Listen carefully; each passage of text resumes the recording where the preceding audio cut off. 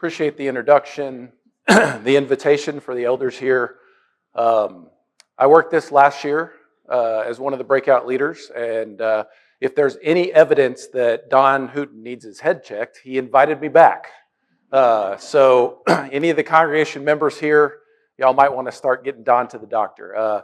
No, I love working with Don at Dry Creek. We've been together for a few years. We always have a great time. Just now getting over camp. And now I see some of your faces who were in my cabin again, and the nightmares have returned. The smells, mainly. No, very happy to be here. Want to thank Todd. What a great job. Hard to follow that.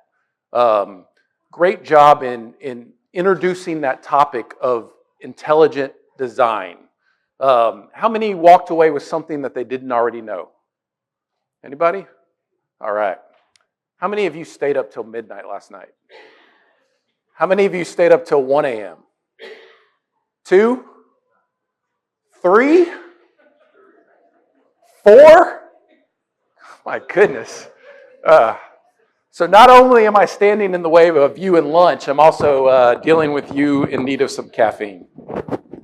Let's get started this morning. My guys that helped carry the rocks in, if you would just come up and grab a bag and just go down the rows and start passing it out. I've got 200 rocks here, stones, and if you would take one for the teenagers and the kids, if there's extra adults, you can have them and landscape with them as needed. Thank you. I got water up here. I want to talk about stones a little bit, but while they are passing that out, a couple of introductory remarks. Number one, these topics that we're dealing with today are pretty heavy. And so when you talk about intelligent design, when you talk about science and philosophy, the reality is we just don't have enough time to cover everything in the depth that it needs to be covered in. So with that being said, Todd can't cover everything that we need to cover on these particular topics. So I want you to treat it as kind of an introduction, if you will, a provocation to thought, something to provoke you to go home and to think about it. Number 2, disagreement. If you disagree with me, I welcome that, right? I don't have all the answers. I don't know all the answers, and sometimes I'm not right. Sometimes we're just going to have a difference of opinion. So don't be afraid to speak up. You don't have to disagree with me in public, though you're welcome to. Also, don't be afraid to ask questions. I would prefer that you talk more than I did, right? I don't want this to be a lecture. I'd like this to be a dialogue. So feel free to speak up. Feel free to disagree. Feel free to ask questions. Third, and this is perhaps one of the most important, the scriptures and heavy topics like these science and philosophical topics, they're meant to be wrestled with. What do you think I mean by that? Somebody tell me.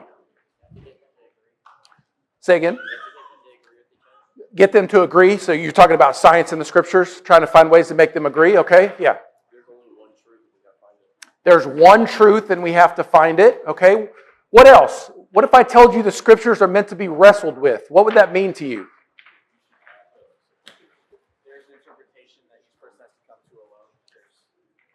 Okay, he said there's an interpretation that I have to come to alone, right? I have to get there alone. Somebody else was saying something?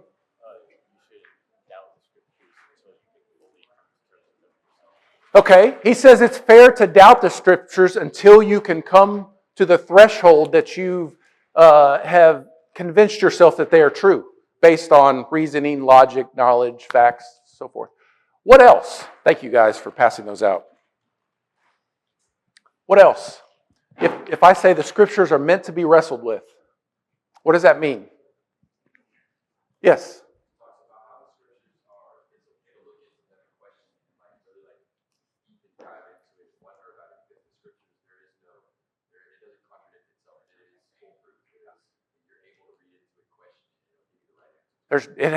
Truth has nothing to fear, right? So it's okay to question the scriptures. Anybody ever felt like, I don't know if I want to do that. I don't know if I want to ask that question. I don't know if it's appropriate. Yeah. I'm telling you it's okay. It's okay to question the scriptures, right? Look at, even within the scriptures, there are people who question God sometimes in a respectful way, right? But they question him. And I think God kind of likes that. Yes, sir. I think one of the biggest things of being raised as a Christian is one of the biggest things about making our faith our own is why do we do what we do? Why does the Bible say this and why is the Bible right? I think wrestling with that aspect of how are we sure that the Bible is divinely inspired? And wrestling with that thought is what proves God as a whole. Yes. Yeah, wrestling with that thought. Okay. So, great answers, everyone. I love the answers. I'll tell you what I meant. I meant that in today's world, in our world of social media, somebody takes a picture sometime and they slap some text on it and said, Noah built a boat, you're saved by works. End of discussion. Man, way to take a complex topic and just boil it down to, one sentence, one phrase, and act like that's the answer, right? No, the scriptures take thought. They take nuance. They take wrestling. And so what I mean by that is I'm 43 years old. At 33, I didn't believe the same things I do now. Why? Because in my head, I held out different meanings. I might look at this particular text and I might say, hey, this text could mean A. Or it could mean B. And I might hold both of those thoughts in my head, maybe for days, maybe for weeks, months, years, even decades.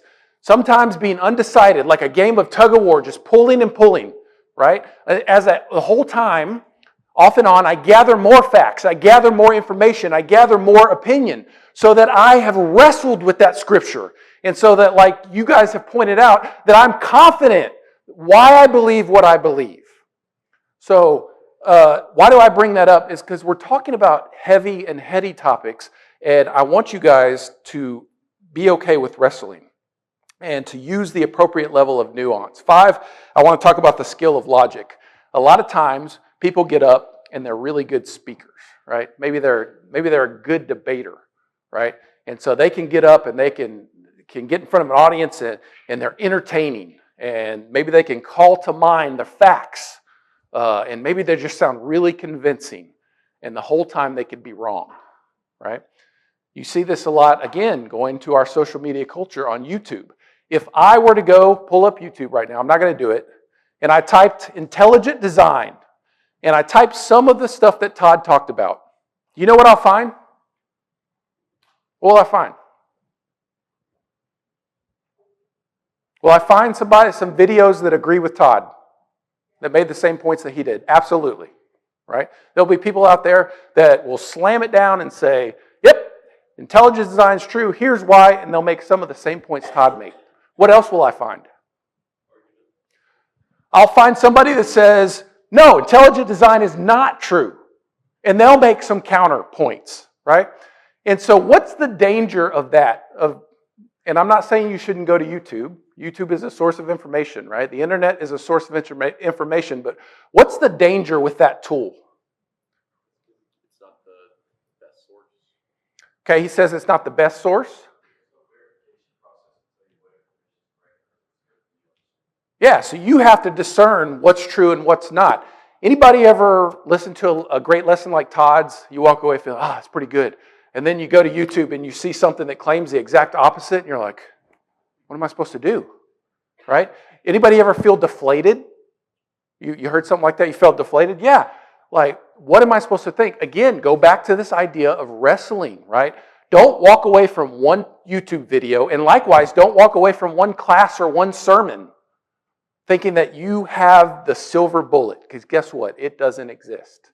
It takes years of debating and thinking, right? And so, like he referenced, if I want to develop my own faith, I've got to pull away eventually from the faith of my parents or my grandparents or whoever it is that raised me or brought me to church. I've got to pull away from the faith of my preacher and my elders. Not that I shouldn't use all of those inputs, right? Not that I shouldn't have a council of people that I trust, but ultimately, who's accountable for me believing what I believe? Me, right? I don't get to go on the judgment day and, God, my parents weren't very good. Or, I didn't have the best teachers, or the preacher didn't really answer my questions. I don't get to say any of that, right? I get to answer for what I've thought through. So my admonition is for you to give it the time that it deserves, and thinking's not always easy. Okay, so this morning we talked a little bit with Todd about science, right? What would you say science is? Yes. Trying to find truth and knowledge. Okay. Anybody else got something to add to that? Yes. Trying to explain the world around you. I like that. Anybody else? Has anybody ever heard a saying or a phrase or a claim like, you have to prove everything that's true with science? You've got to use a scientific method. Right? Anybody ever heard that? A lot of people will make that claim. In fact, Richard Dawkins, if you've ever heard of him, neo-Darwinist, Richard at one debate said, listen, if you're going to claim God, you have to use scientific rigor. You have to use a scientific method to prove that he exists. What's wrong with that statement? Yes? God doesn't exist in science. He created science.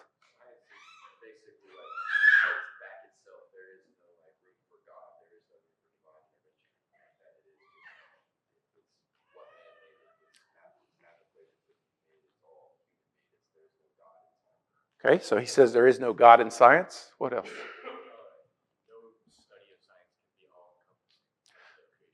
Yeah. Can science answer every question? Give me a question that science cannot answer. Why are we here? That's a great question, right? Yes? Scientists still can't figure out life. Scientists can't figure out how to make life on their own, right? The saying goes they have to use God's ingredients in order to even get close. Yes? How does the human mind do what it does? How does the mind do what it does? And what is the mind? How is it different from the brain, right? And the thoughts within it? Yes? And even if science like theoretically could predict the weather tomorrow if you knew what every molecule is doing, but one reason science is limited is because we're limited. We don't have all the data. Yep, we're limited with science. As time goes by, typically science advances. We get more knowledge. We try more things, and we're able to make more experiments, right? My daughter, Hallie, is here. She's 10. She probably wouldn't approve of me calling her out. But if I said Hallie loves her dad, in fact, she just told me that, sorry, Todd, she said, I'm her favorite teacher. If I wanted to prove that, could I use science to prove that? No, right? What if I wanted to prove that something was objectively right or wrong? What if I wanted to say, look, murder is wrong? I don't care what God says about it in the Bible. I'm telling you, I'm making the claim that murder is wrong objectively.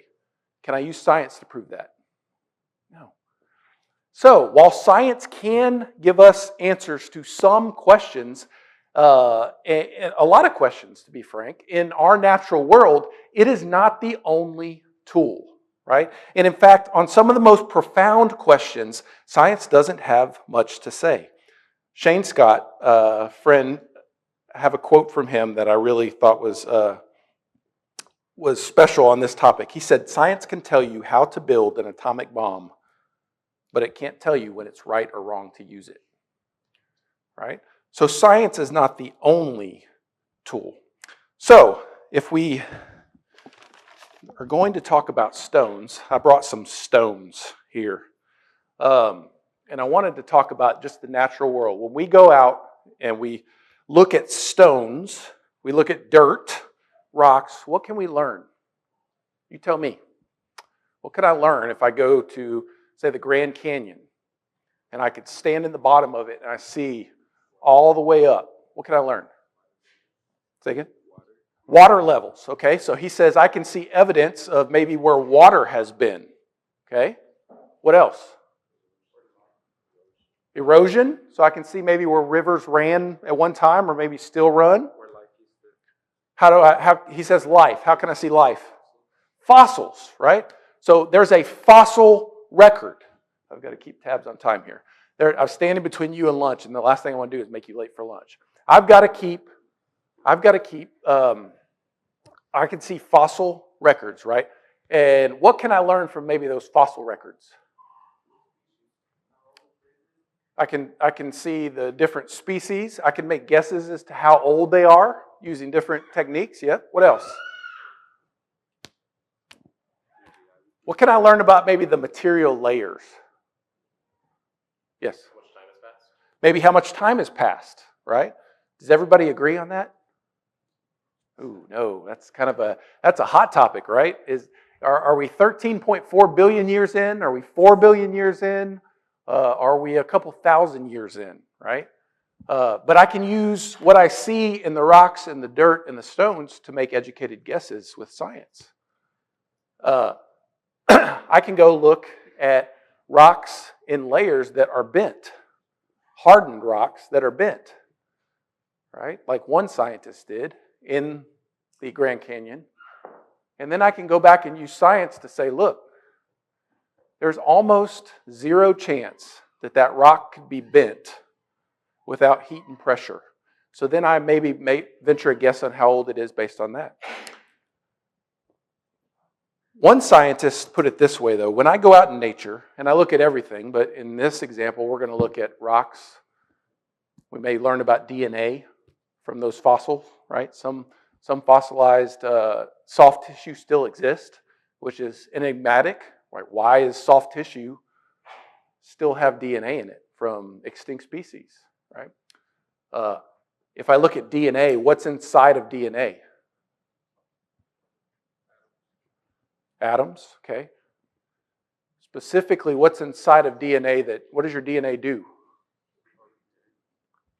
Yeah, it tells your body how to and what to create. So it's basically computer software in your DNA, right?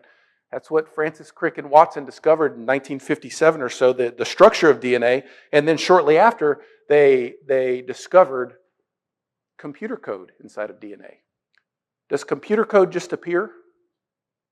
Where does it come from? Say again? A mind, right? It comes from a mind. So we can look at rocks and stones, we can look at that. But ultimately, we can look at rocks and stones and the life that was contained within them, the events that happened, and we can ask questions like, why does anything exist at all? Right? Now, Todd kind of touched on this a little bit with the heads and tails experiment, right? How does matter exist at all? How does life exist at all? With all the key ingredients that are needed for life, why does it exist at all? Can science answer that question? It cannot. That's a philosophical question. So, if this is not a stone, but maybe an apple, and I tell you that this apple, funny looking hard apple, is contingent, right? That's not a word we use very often. What would I mean by contingent? Anybody know? It's dependent upon or it relies upon. What do you mean by that?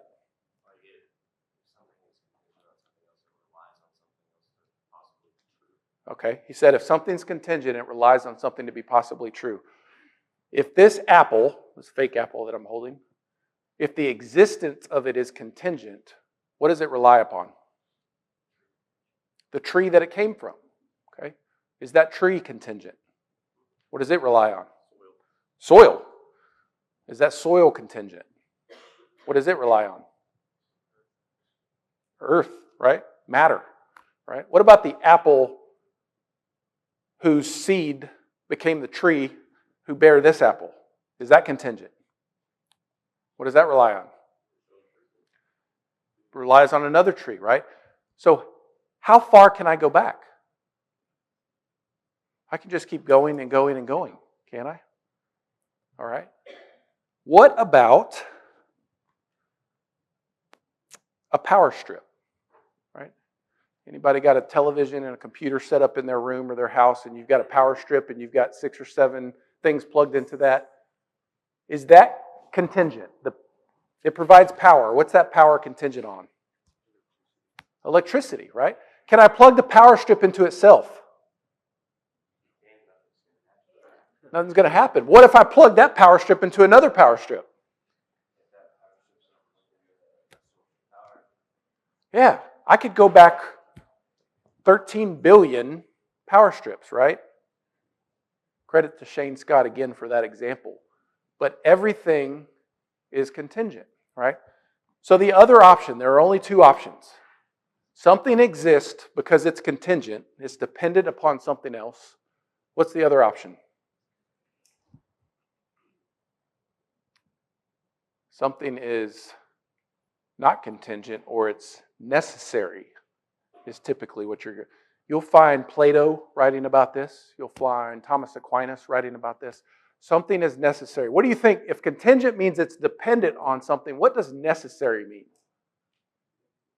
Huh? Say it. Oh, it leads it? Needs it. Okay. All right. It needs it. It's the thing that everything else is contingent upon. This is heady stuff, right? Your head might start to hurt if you start thinking about that. I have everything in existence. That tree outside, right? We've already said that's contingent, right? What else is contingent? Am I contingent? Yep. What am I contingent upon? Huh? Sleeping? I need sleep. But where did I come from? I came from my parents. If my parents had never met, guess what? I wouldn't exist. So my existence is in part dependent upon them, right? What about the sun and the moon and the stars? Contingent or necessary? Contingent. Okay, somebody said necessary. Contingent. Why do you say that? They're created. Do they have to exist? Right? Is there any realm in which they could not exist? Yeah, we might not exist if the sun didn't exist, but that doesn't mean that that's not a possibility, right?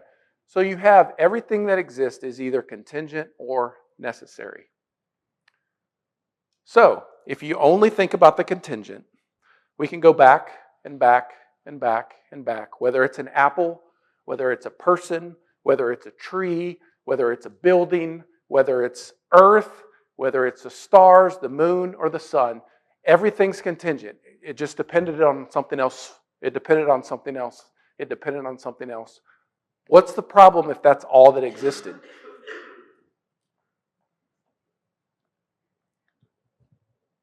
Could everything in the world be contingent? Everything in the universe, the known universe, be contingent? And would that be okay? Why not? It's like the power strip plugging back into itself. There has to be a beginning, right? Remember what the scientists said. Why does any of this exist at all, right? If we just keep going back, back, and back, right? We'll enter into that discussion about infinity. We're not going to talk about infinity, but there are problems with the idea of infinity. Like, I'm just infinitely going to go back. If everything's contingent, I'm just going to keep going back until infinity. Pretend you're an author and you're writing a book, and that book has an infinite number of pages. Will you ever finish writing? No. Right? Because you're always going to have an infinite number of more pages. Again, this might make your head hurt, but this is for provoking your thought. You can go out, you can read about Hilbert's Hotel, is a great example that one philosopher gave.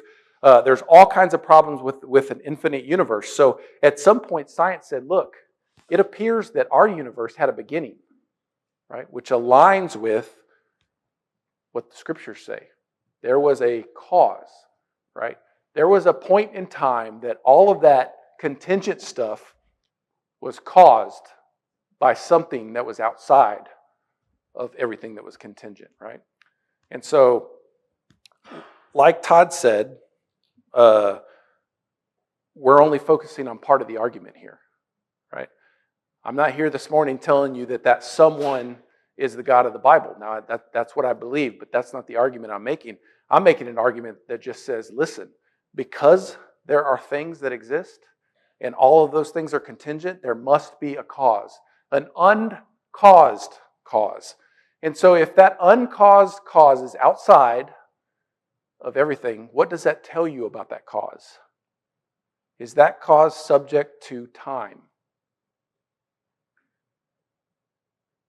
If it didn't have a beginning, is it subject to time? No, right? Tells you that it transcends time, it transcends matter, it's all powerful. So, before we go into our next part, we only got 14 minutes till lunch, guys. Before we go into our next part, any questions or thoughts? Anybody want to be brave enough to ask a question, make a statement? Don't throw a rock, please. Okay. Yes.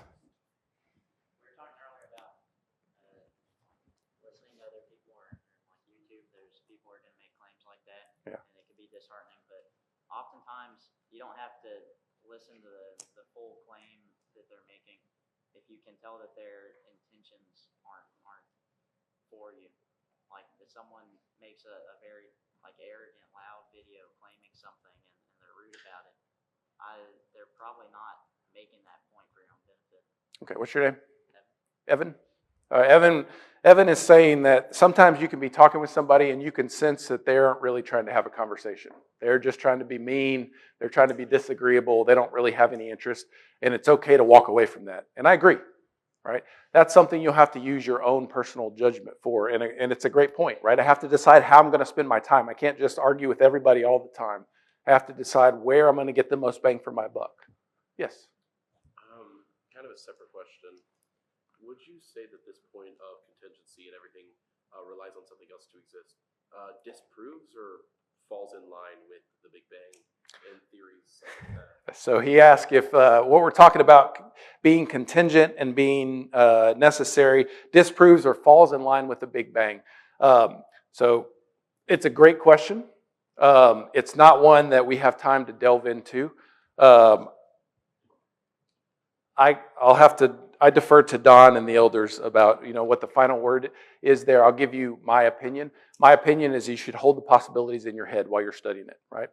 The Bible is not a science textbook, and yet it has information that sometimes can be treated as science. So it's very complex to say. I think a lot of the philosophical questions may line up with the Big Bang, but then you get into difficult topics about time that people get really sensitive about. They get really dogmatic about. And listen, I think you're supposed to preach sound doctrine. I think you should spend a lot of time in discerning, talking to people that have studied this and have thought about it. Ultimately, the answer is I don't know. I can ask God when I get to heaven. But there are some things that would line up with that, right? Because if our universe had a beginning, and our universe is doing what right now? It's expanding, right? As far as we can tell, using science, our universe is expanding. That means it's growing, right? And so if you rewind that and take all of that matter back in the entire universe, maybe that matter into a singularity that's about the size of this rock, right? If I rewind time, there seems to be a point at which everything came into existence and started to expand, right? It had to have a cause. So there are some ways it lines up. There are other ways that I just don't have an answer. So great question. Ooh, making me sweat up here. All right, what else? Any other thoughts? Questions? Comments? Feel free to interrupt me. Okay, let's talk about stones in the Bible a little bit. Are there any stories that you can think of that have stones? Yes. The Israelites making monuments. So specifically, can you think of one?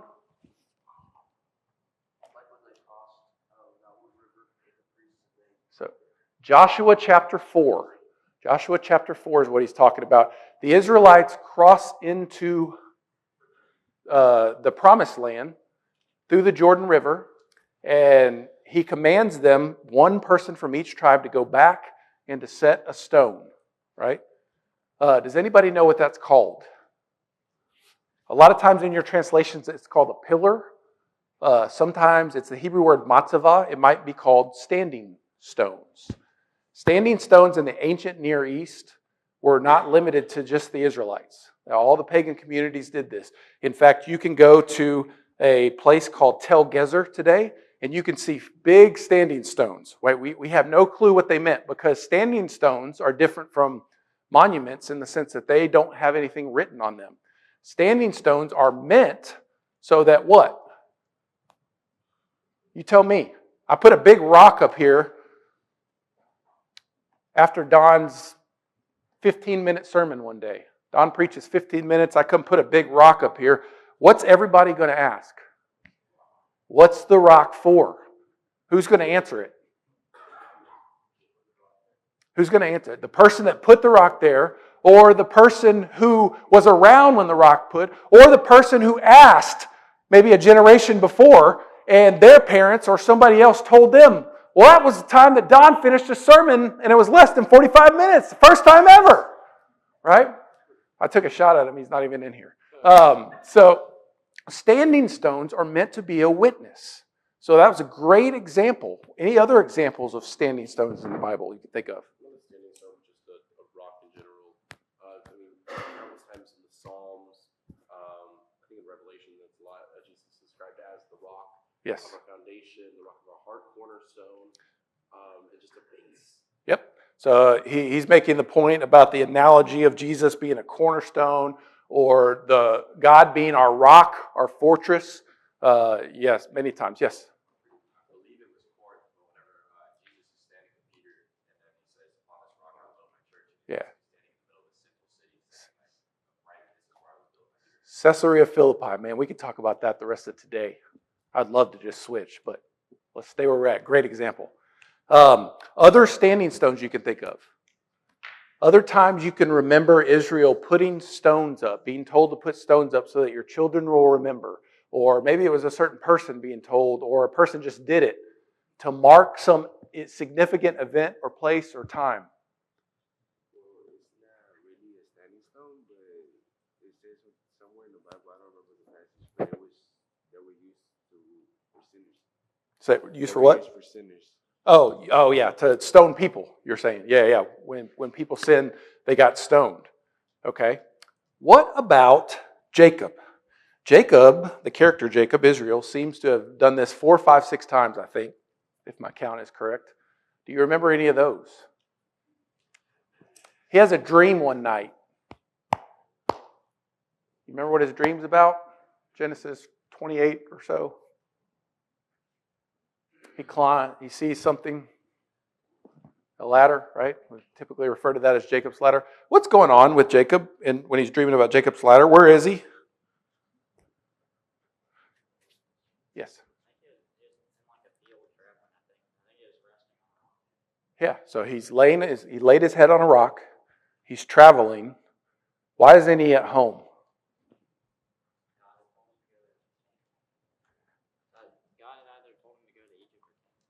All right, he's at home. Yes. He was running away, right? What had he done? He took Esau's birthright, right? And then he ran away. He had no money.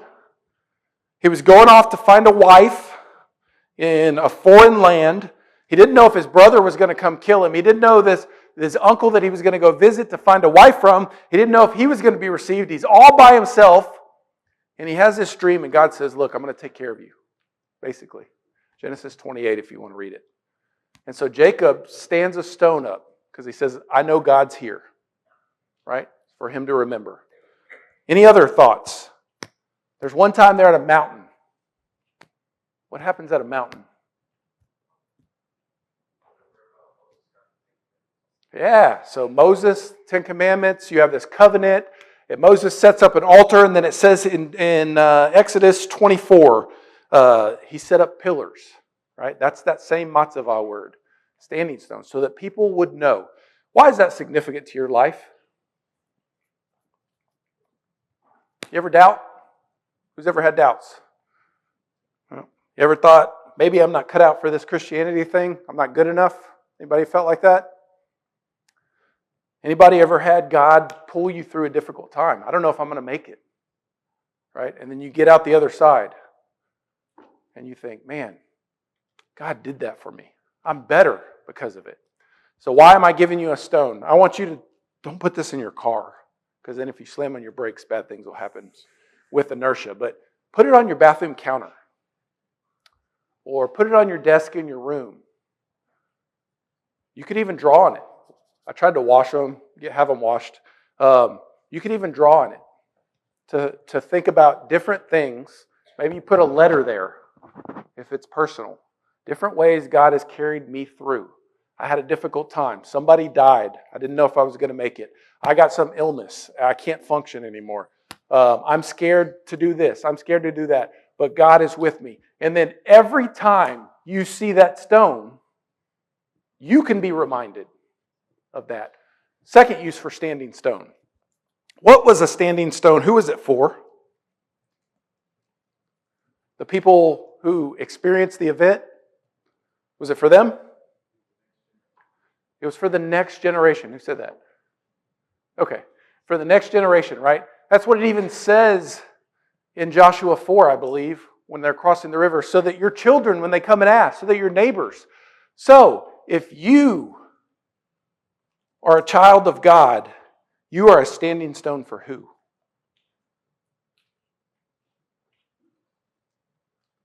You're a standing stone for the world, right? The world is supposed to see you and ask questions. Kind of like the questions that people would look at the standing stone and say, why is that there? The world's supposed to see the way that you act, the things that you do, the faith that you have, the way that you mess up and conduct yourself after you mess up, the way that you're different from the world. The world's supposed to see you as a standing stone and get curious. And so, secondly, this standing stone should remind you when you stare at it that you can stand in the mirror or look in the mirror in your bathroom when you get ready in the morning and think, how am I going to be a standing stone for the world today? What can I do today to be a standing stone? And that's a powerful thought. A lot of people will go away and say, yep, got to be a standing stone. And what's going to happen a week later? The danger is I just go back to just being whatever I want, right? So that's why you have a visible reminder. Two other things about stones. What did David use to kill Goliath? He used those stones. What's always been remarkable to me is that he picked up those stones. Goliath challenged him, said, look, you're coming at me with sticks, like you're giving me your dogs, Israel, whatever. And David said, I'm going to use these stones. I'm going to cut off your head. And I'm going to feed it to the wild animals. Why? That the world may know. This is where that phrase comes from. That the world may know that you are Lord and God. So you can look at this stone and you can think about ways that I can live my life, that I can have faith that the world may know. Finally, a couple minutes left, I think. Talking about a city in Galilee named Zippori. Zippori was a very Herodian city. It had a lot of Greek influence. It was 3 miles from where Jesus grew up in Nazareth. You can go to Zippori today and you can see Cana a few miles away where Jesus did the water into wine. And you can look south and you can see Nazareth where Jesus grew up. Turns out there's a quarry, a rock quarry, that was probably used by Herod when they were building that city. You can go look at the scratch marks on the quarry, some of which were probably made while Jesus was on this earth. And you can say, that's kind of neat, right? That's touching. But what's even more touching is if you go read Isaiah 51. You who seek after righteousness, that's you. Are you not hewn from the same quarry as Abraham and Sarah? That's kind of a special thought, a touching thought. Why?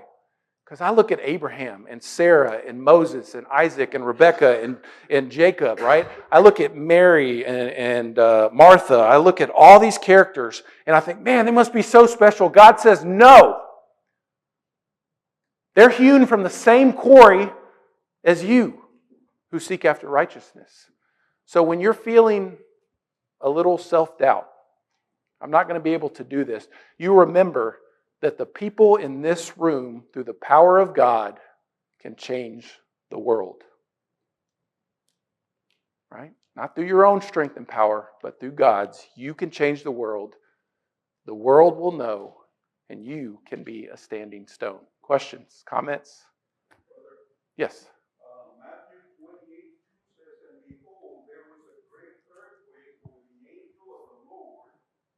descended from heaven and came and rolled back the stone from the door and sat upon it. We have a little bitty stone here with us, but that can also remind us of the humongous stone for which we have the hope of everlasting life. Thank you so much for that. You will find more and more examples than you've ever noticed of stones in the Bible. We've just opened the door. Thank you for providing another one. Go be standing stones. Yes. There's definitely, it's honorable to be a standing stone to serve God, but we're not always going to be respected. You shouldn't be thinking, how can I be just the most respected person that everyone's going to listen to? Because oftentimes you're not going to be listened to when you are telling the truth. And you should try and get along with others. And you shouldn't do things that are shameful, but your job shouldn't be to get as respected as you possibly can get. Yeah, the respect is not due to you. It's due that the world may know that God is Lord, right? It's not for me. Any attention's not for me. It's for God. So, anything else? Yes. When Jesus was fasting, Satan tempted Jesus to turn bread into stones. Satan tempted Jesus to turn stones into bread. So she's given us another example of stones, right? I'm telling you, you start reading, thinking about stones, you're going to find them. They're all over the place. There's something about stones that the writer of the Bible, the overall writer, God, has a spot in his heart for.